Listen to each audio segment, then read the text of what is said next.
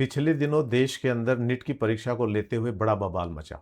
मचना भी चाहिए, क्योंकि एक बच्चा जो 2-3 साल लगातार मेहनत करता है, जो अपना समय, अभिभावकों की पूंजी, अध्यापकों की मेहनत, इन सब का नतीजा ये होता है कि वो उस दिन का बड़ी बेसब्री के साथ इंतजार करता है, जिस दिन उसको परीक्षा देनी होती है। और परीक्षा के बाद उसको ये पता लगे कि पेपर लीक हो गया, तो उसके मन पर क्या गुजरती है, ये वो बच्चा ही जानता है। और इसके बाद ज़रूरी नहीं है कि परीक्षा दोबारा संपन्न कराई जाए, तो वह उस मनोबल को, उस टेम्पो को दोबारा उतनी ही तत्परता के साथ मेंटेन कर पाए या ना कर पाए। और इस आघात को बहुत सारे बच्चे सहन भी नहीं कर पाते, क्योंकि मेहनत करते करते बच्चे टूट जाते हैं और वो उस दिन के लिए एक एक मिनट उनके लिए बितानी भारी हो जाती है। और उसके बाद जब पता लगे ये परीक्षा दोबारा देनी है, तो मानो उनके घुटनों में जान ही नहीं रहती। ऐसा होता है। लेकिन इस अवसाद को झेलने की ताकत भी बच्चों में होनी चाहिए। कुछ बच्चों ने जब ये पता लगा कि पेपर लीक हो गया है, उसके बाद उन्होंने सुसाइड कर लिया। क्योंकि मेहनत करते करते बच्चे अपना सब कुछ दांव पर लगा देते हैं। अपना टाइम, अपना पैसा, अपनी इच्छाएं, खेलकूद, यार दोस्त, सोशल नेटवर्किंग, सबको एक किनारे रखकर और पूरी तरह से अपने आप को यो मानो झोंक देते हैं। और जब ऐसी घटनाएं होती हैं, तो उन अभिभावकों के ऊपर, उन बच्चों के ऊपर, उन अध्यापकों के ऊपर क्या बीतती है, इसका कोई अंदाजा हम लगा नहीं सकते। खैर, उसके बाद सरकार ने बड़ी तत्परता दिखाते हुए दोबारा परीक्षा कराई, एयरफोर्स तक को इन्वॉल्व किया। इसके बाद तीसरा चरण आया, जिसके अंदर कॉकरोच जनता पार्टी ने एक आंदोलन की मांग की और जंतर मंतर के ऊपर इस चीज को लेते हुए धर्मेंद्र प्रधान का इस्तीफा मांगा, जिसके अंदर सोनम वांगचुक ने भूख हड़ताल भी की। लेकिन मेरा सवाल सीधा सीधा ये है, क्या सरकार को बदलना या इस तंत्र को बदलना, उससे परीक्षा लीक होना रुक जाएगा?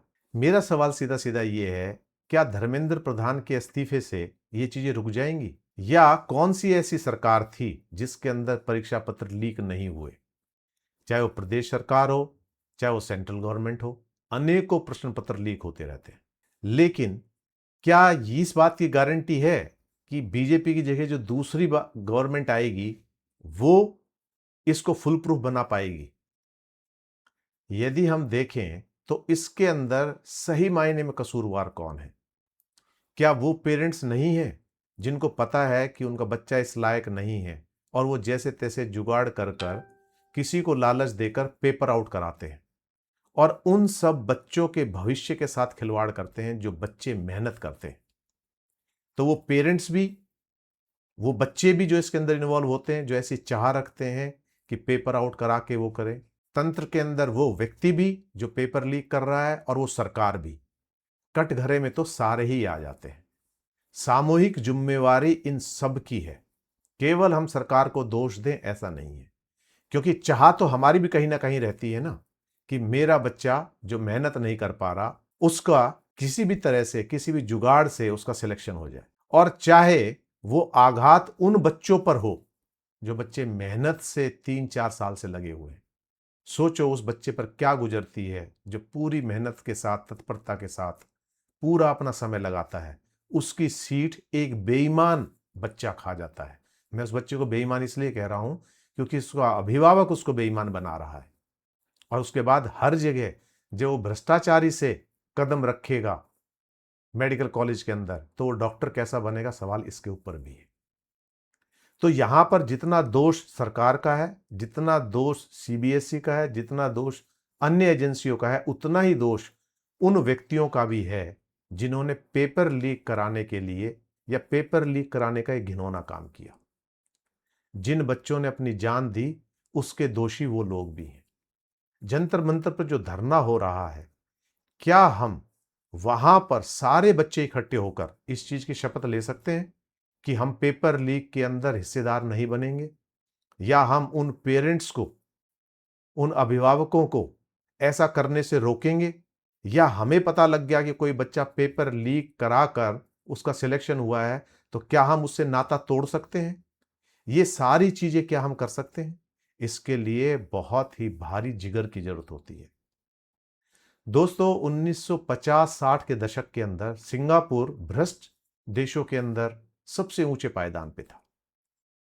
लेकिन जब वहां की जनता ने, वहां की सरकार ने इस चीज से निजात पाने की सोची, तो कुछ समय नहीं लगा, 2-3 दशकों के अंदर उनकी रैंकिंग इंप्रूव होनी शुरू हुई और आज ईमानदार देशों की सूची के अंदर ऊपर के 5-7 देशों के अंदर सिंगापुर का नाम आता है।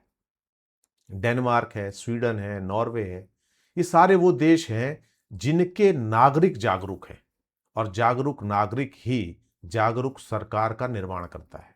तो यहां केवल मात्र इतना नहीं है कि कौन संगठन आंदोलन कर रहा है, किस चीज के लिए कर रहा है। यहां उस प्रत्येक व्यक्ति को संवेदनशील होने की आवश्यकता है। उस प्रत्येक व्यक्ति को उन बच्चों के बारे में सोचने की आवश्यकता है जिन्होंने जीवन के इस पड़ाव पर 17-18 साल के युवावस्था के अंदर अपनी जान दे दी। उनके गुनहगार वो सारे लोग हैं। सरकार भी है, वो तंत्र भी है, जिन्होंने पेपर लीक किया वो भी है, और सबसे बड़े गुनहगार वो हैं जिन्होंने उनका हक मारने की कोशिश की। पेपर लीक कराकर एक ईमानदार बच्चे की जगह एक नालायक बच्चे को सीट दिलाने की कोशिश की। क्या उन पेरेंट्स के लिए आपके पास दो शब्द नहीं है कहने को कि वो भी तो गुनहगार हैं? जब तक हम जिम्मेवारी केवल एक व्यक्ति के ऊपर डालेंगे, धर्मेंद्र प्रधान के ऊपर, इस चीज का समाधान होने वाला नहीं है। धर्मेंद्र प्रधान की जगह कोई और प्रधान आके बैठ जाएगा। क्यों? क्योंकि इस आबादी के अंदर ऐसे पेरेंट्स, ऐसे अभिभावक अभी जिंदा हैं जो अपने नालायक बच्चों को सफल कराने के लिए किसी भी हद तक गुजर सकते हैं। आज जरूरत है इस जागरूकता को फैलाने के लिए कि आप अपने बच्चे को कामयाब नहीं कर रहे, आप उन ईमानदार और मेहनती बच्चों का हक मार रहे हैं। आप बहुत बड़ा बोझ अपने सर पर ले रहे हैं, बहुत बड़ा पाप अपने सर पर ले रहे हैं। क्या आप सो पाएंगे? इन बच्चों की जो जिन्होंने जान दी है, उनकी जिम्मेवारी, उनका पाप क्या उन पेरेंट्स को नहीं लगेगा जिन्होंने पेपर लीक कराया है, या उन लोगों को नहीं लगा जिसने पेपर लीक किया है? तो यदि देखा जाए तो इस कटघरे के अंदर दोषी वो सारे लोग हैं जिनका भी प्रत्यक्ष रूप से, अप्रत्यक्ष रूप से इसके अंदर हाथ है। तो यहां पर सबको इस बात के लिए जागरूक होने की जरूरत है कि एक छोटा सा पेपर लीक, अपने बच्चे को कामयाब करने की एक छोटी सी लालच, वो कितने बच्चों पर, पूरे देश के ऊपर, देश की छवि के ऊपर, पूरे सिस्टम के ऊपर कितना बड़ा प्रश्न चिन्ह लग जाता है। इसलिए हमें शिक्षा लेनी चाहिए उन छोटे छोटे देशों से। डेनमार्क के अंदर पिछले 50 सालों में कई जेल ऐसी हैं जिनके अंदर कोई कैदी गया ही नहीं। सरकार को इंतजार करके वो उन जेलों को बंद करना पड़ा। वहां की पुलिस डिप्रेशन में है, काम करने को नहीं है, पुलिस को अन्य अन्य काम दिए जा रहे हैं।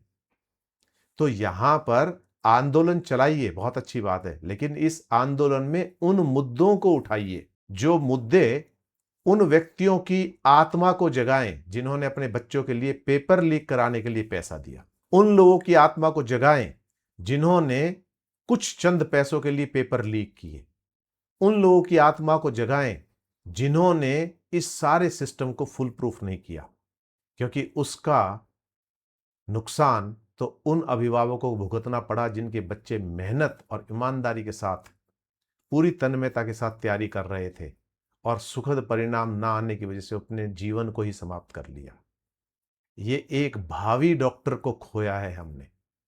और जो व्यक्ति आज भ्रष्टाचार के तहत पास करके एमबीबीएस में जाता है, वो आगे भी ऐसे ही रास्ते खोजेगा और वो डॉक्टर बन के इस देश के ऊपर एक काला धब्बा होगा, क्योंकि जरूरी नहीं है कि वो डॉक्टर भी अच्छा बन पाए। और वही लोग पैसों के दम पर अस्पताल खोलेंगे, किडनियां बेची जाएंगी, ये सारी चीजें होंगी। तो हमें केवल इस आंदोलन को इस रूप में नहीं देखना। इस आंदोलन में हमें प्रत्येक व्यक्ति इसमें क्या योगदान दे सकता है, किस तरह से ये सारी बातें देश के कोने कोने में प्रत्येक अभिभावक तक पहुंचा सकता है, इसको इतना व्यापक बनाना है।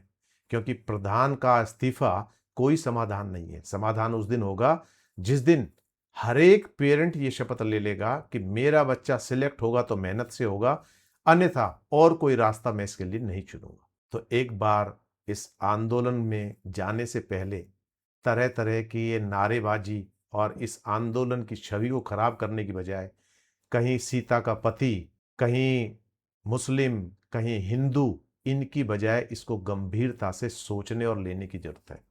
और यह अवसर है कि ये आगे भविष्य में ना हो, इसके लिए प्रत्येक व्यक्ति अपनी भूमिका अदा करे, क्योंकि आप बहुत बड़ी शक्ति हैं। एक व्यक्ति यदि संकल्प लेता है तो उसका संकल्प 1 से 2, 2 से 100, 100 से हजारों, हजार से लाख होते समय नहीं लगेगा।